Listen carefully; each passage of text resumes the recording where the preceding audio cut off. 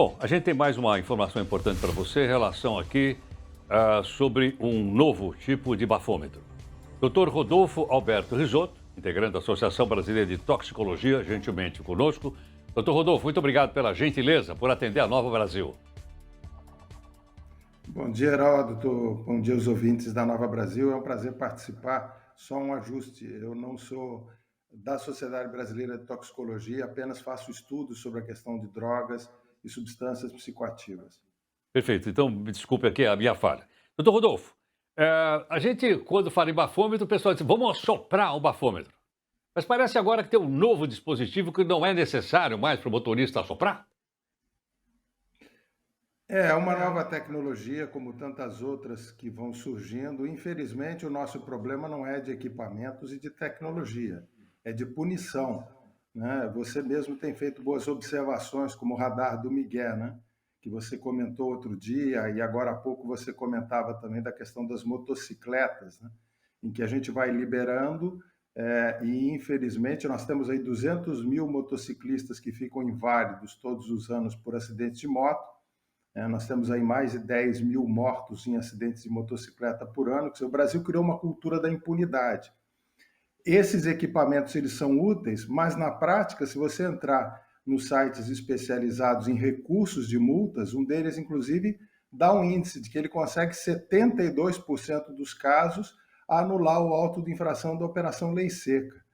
E, nesse sentido, a única coisa que realmente tem funcionado bem para punir o uso de substância psicoativa é o exame toxicológico de larga janela, porque você é obrigado a apresentar, o indivíduo é obrigado a apresentar um laudo negativo que comprove que ele não fez uso regular nos últimos 90 dias.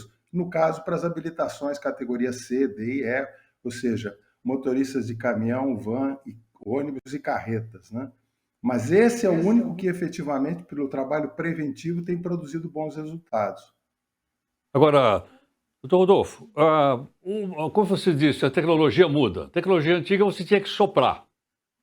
Hoje, pelo que a gente viu aqui, não é necessário mais fazer isso.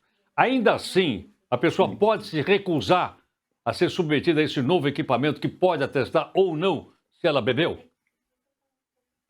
Ela pode sempre entrar com recurso, inclusive esse equipamento não é garantia. Se você for detectada a presença, a sensibilidade do equipamento detectar a presença do álcool acima do nível, você é obrigado a fazer um teste no equipamento tradicional. Então, na prática, nós vamos ter a fiscalização, ela vai funcionar em parte, mas depois você vai ter o recurso. Tanto que em São Paulo, se você recapitular bem, nós tivemos um caso emblemático. Um motorista estava dirigindo sob efeito de álcool, foi flagrado sob efeito de álcool, matou um motociclista.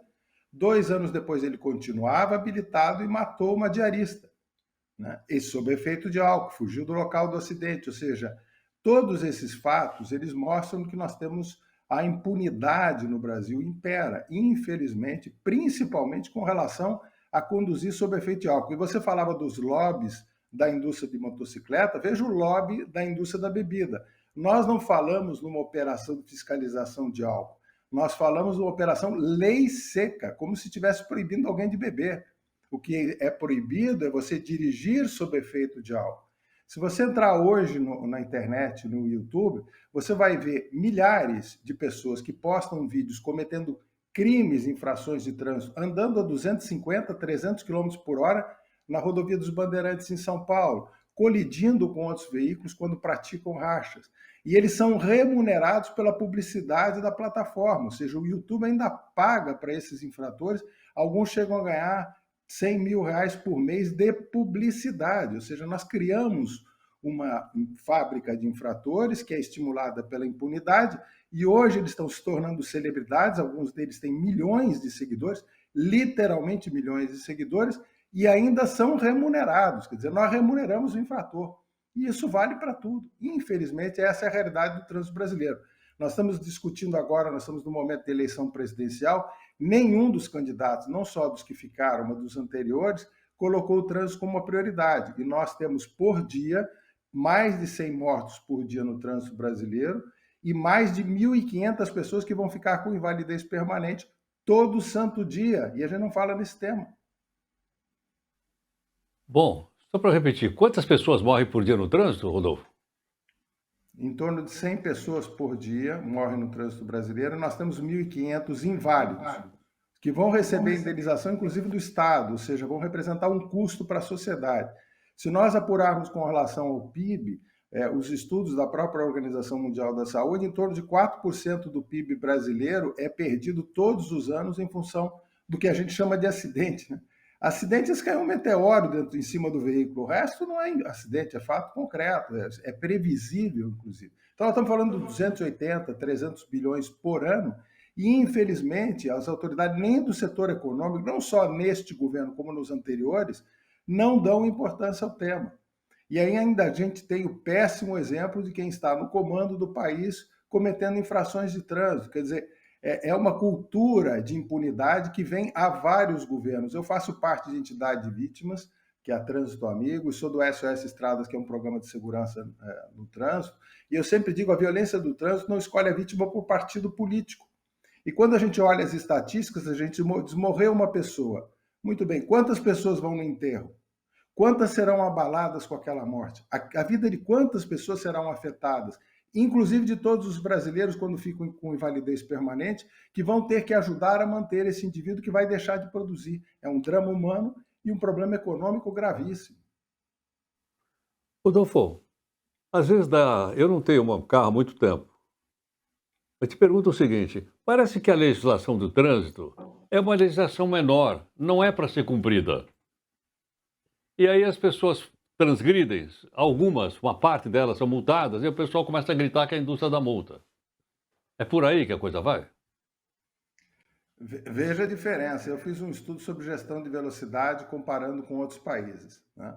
E aí que eu falo que nós temos uma fábrica de infratores e não uma indústria da multa. A impunidade é infinitamente maior. Por exemplo, na França, eles começaram a utilizar em 2018, e agora é lei aplicada em todo o país, veículos que são contratados de empresas privadas com motoristas não identificados que circulam nas rodovias francesas, aplicando multas em cima dos infratores que não sabem que estão sendo fiscalizados, né? E aí o que o ministro do interior da França fala no seu discurso? Olha, nossa estimativa é faturar 1 bilhão de euros a mais com multas.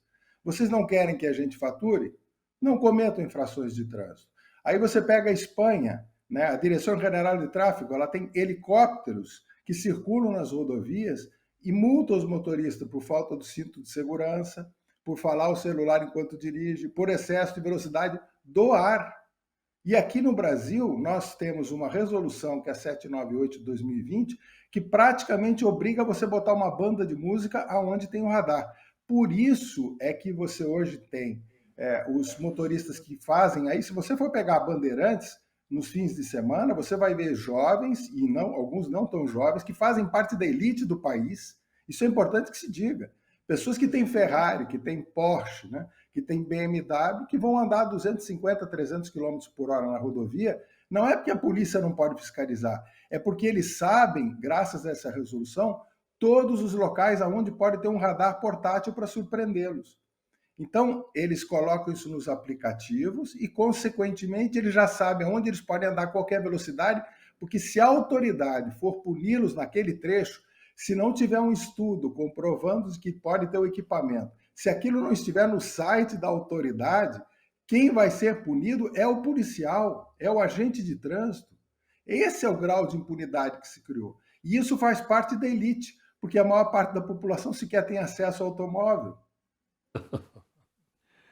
Rodolfo, muito obrigado por sua gentileza. Eu gostaria que você repetisse a entidade da qual você faz parte para eu não errar novamente aqui.